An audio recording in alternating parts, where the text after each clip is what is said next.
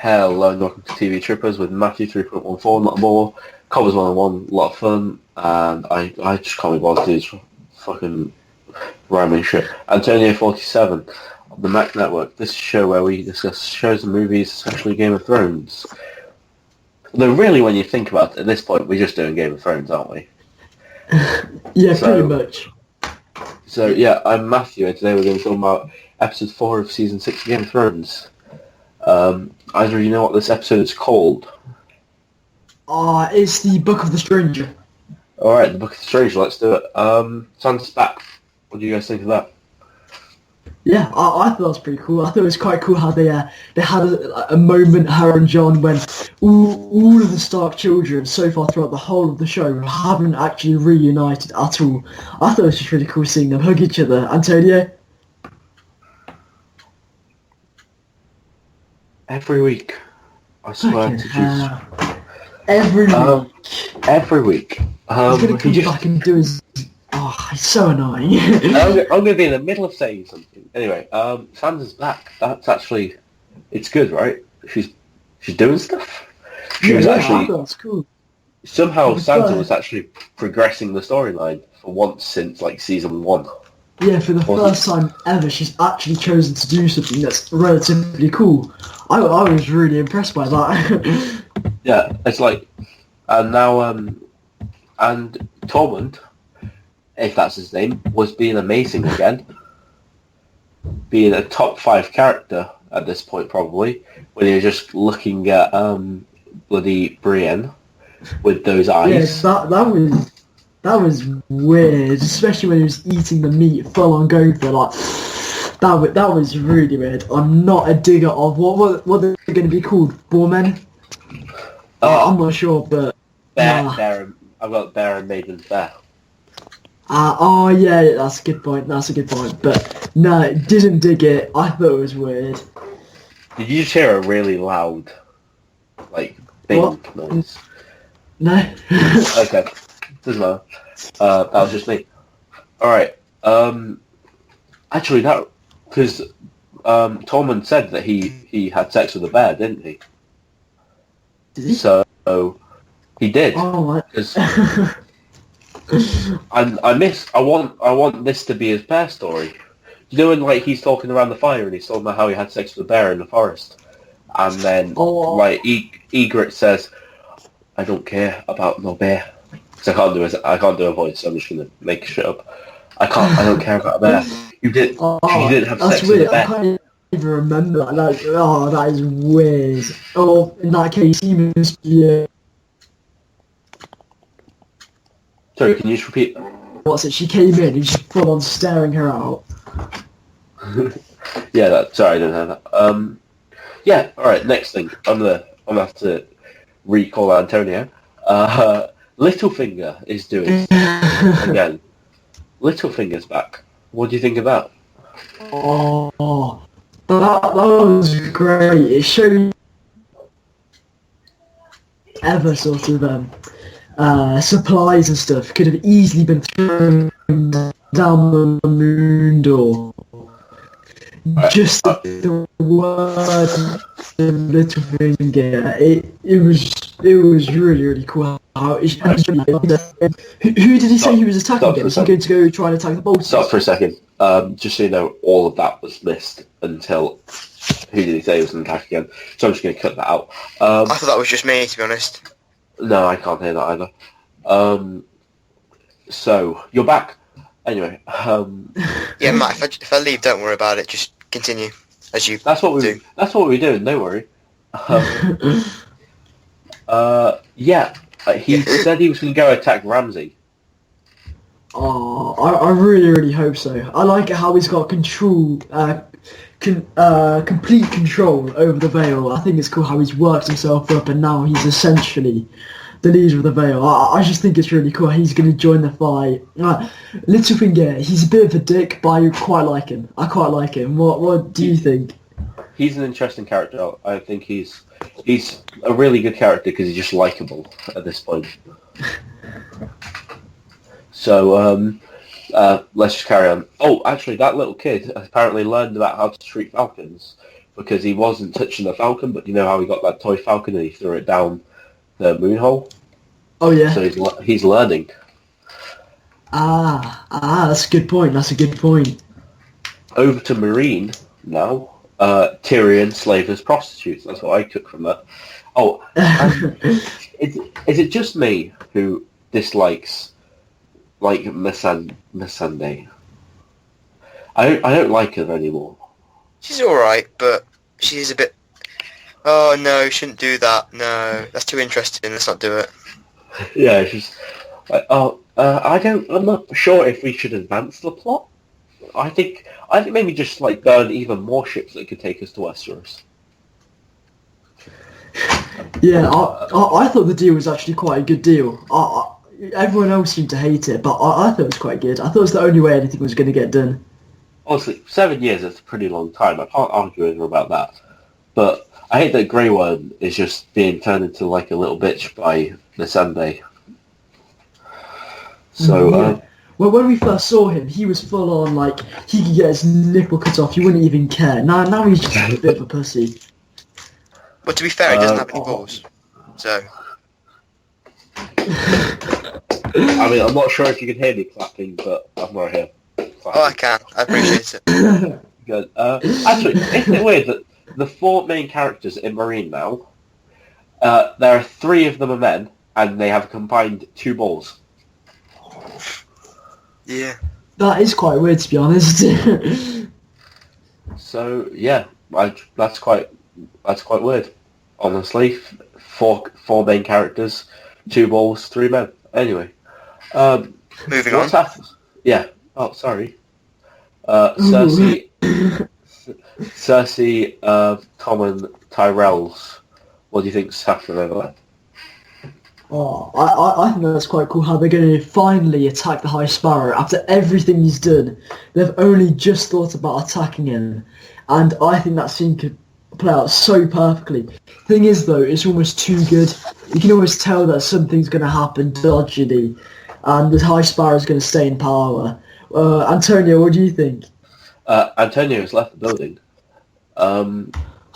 Until he might be back now, but I think that I feel like all these, like Elena, Tyrell, I don't like her anymore because I think when she made that joke, it was funny the last episode, but now I'm guessing she's just going to be like a wisecracking old woman, and I hate that idea with an unimaginable passion. Yeah, I know what you mean. She was really good, but now she seems almost like a bit too serious, trying to only get a few wise cracks. It's not that good. What did you think about that secret that Tommen was going to tell Cersei? What secret?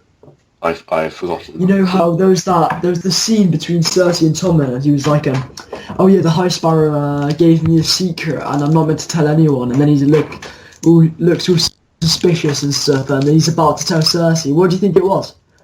Well, I've got a theory about that, but I think I'll leave that to you, Cobbers, because I think you want to tell that one, don't you?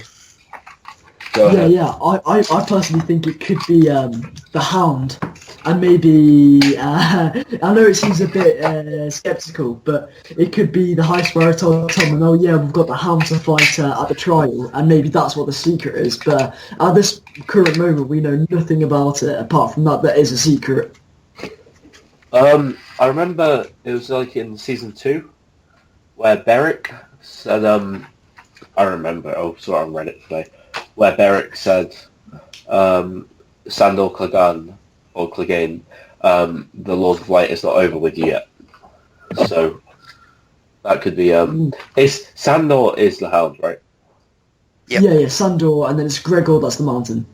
Okay, cool. Yeah, so I think that could be interesting.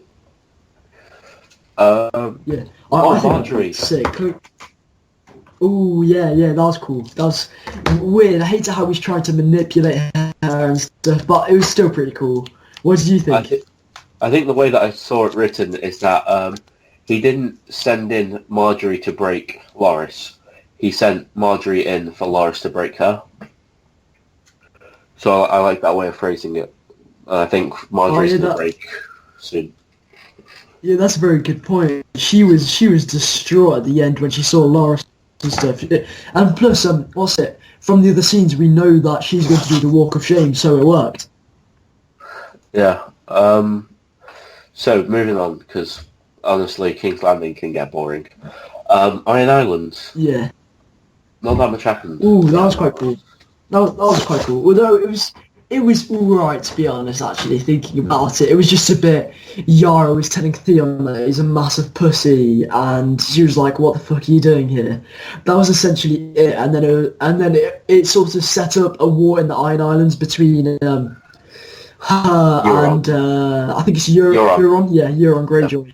Who's actually So the it was rightful setting heir up, but I to the think- throne of the Yeah, Iron that's Islands? who No, is it? Or he is? Theon is. Yeah.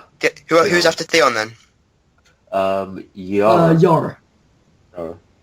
Oh, okay. And then it would be Euron, and then Theon's giving it up for Yara, so it should be Yara at the minute. But it sets up a skirmish, but apart from that, there wasn't really much going on there. I like how when Theon returns, it's set up in the exact same way as when he returns in season 2, minus him fingering his sister, where they set it up against the fire, and then the person he's returning to, is sitting facing fire. They turn around, they stand up. It's set up in exactly the same way. Yeah, that was pretty cool. But yeah, it did. Yeah, it was cool. It was cool. Ramsay killed Osha. Who would have guessed? Oh. Well, I mean, a lot of people would have guessed. To be honest, Yeah. it's sort of caught me off guard though. I was like, damn, she's gonna get the knife. I wonder what's gonna happen. Then it's just like, no. Oh, well. Antonio, what did you think of it? It would have been just too easy. Well, she wasn't going to have killed Ramsay then. There has to be the battle between, a battle in the north. Yeah.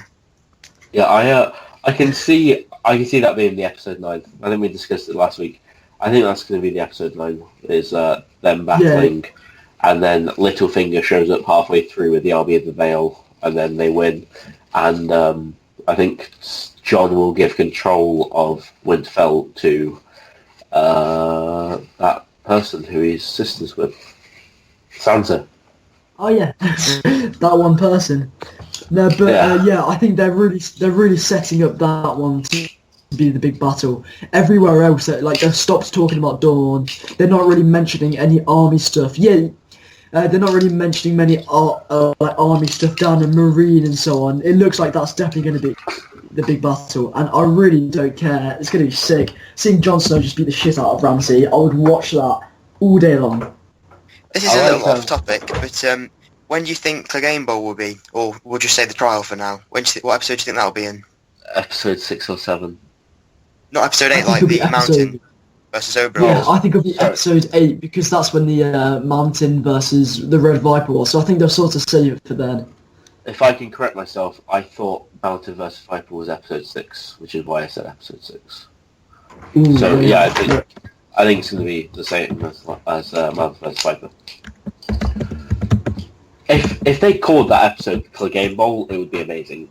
By the way. It's saying that it would ruin the big reveal.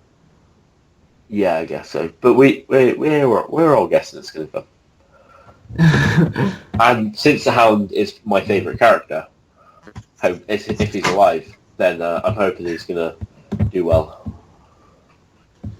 Yeah. Well, and what's it? They had that fight in season 1, didn't they? And the Hound actually did quite well. Yeah, he did. Moving on, because we've not got that much time. What do you think of the letter? Ooh, that was sick. Come and see. I hate Ramsay's such a dick. Literally, he's a bastard. Yeah, he keeps calling Jon a bastard. Like, what even is his game? But I like it so much because that made Jon make the decision to go resurrect the North and fight Ramsay, and it was a really cool letter. I've got to admit, it was an amazing letter.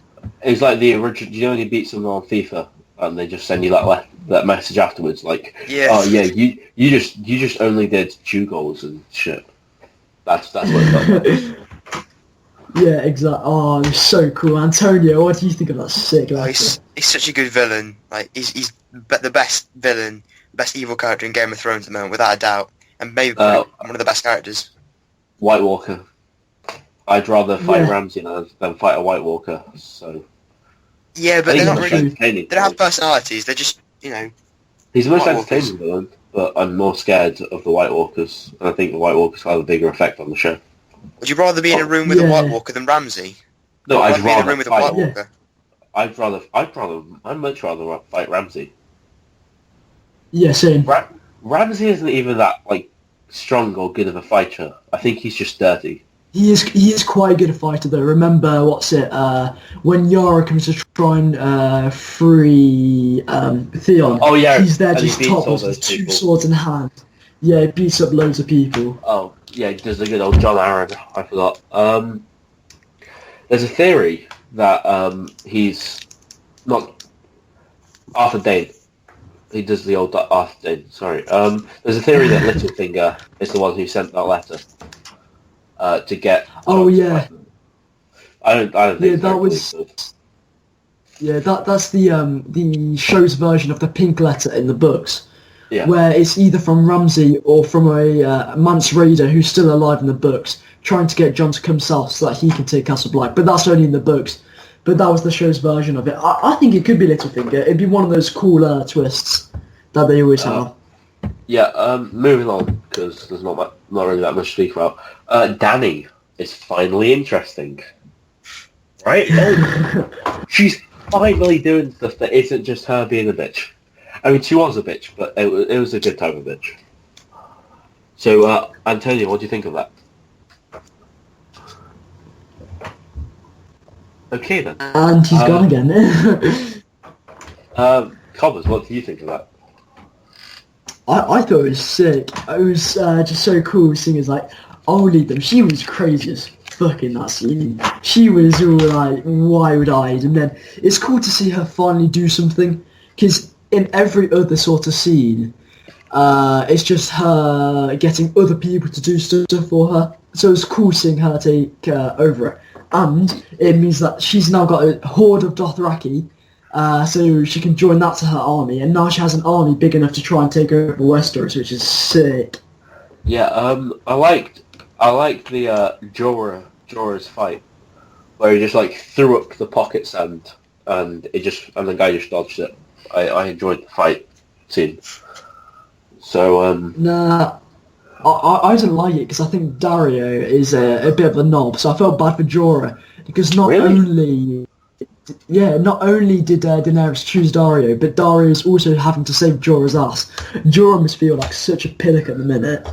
you know, looking at this picture of Perlo that Antonio has, Perlo really looks like Dario. Oh Perhaps, crap! but I haven't noticed that before. That is weird. He the same nose, the same hair, the same beard. It's weird. It's weird. yeah, but I sorry, like Perlo. I don't like Dario. Dario is so great. How do you dislike him with the Dario's woman cool, but he's mean to Jorah. He doesn't really deserve Daenerys. It's like He Yeah, deserves pretty much sums it up. Daenerys. What? That's just because you're the, a the only person. Daenerys is great. The only person that Alright. that deserves Daenerys is Jon Snow, because Jon Snow is fucking amazing.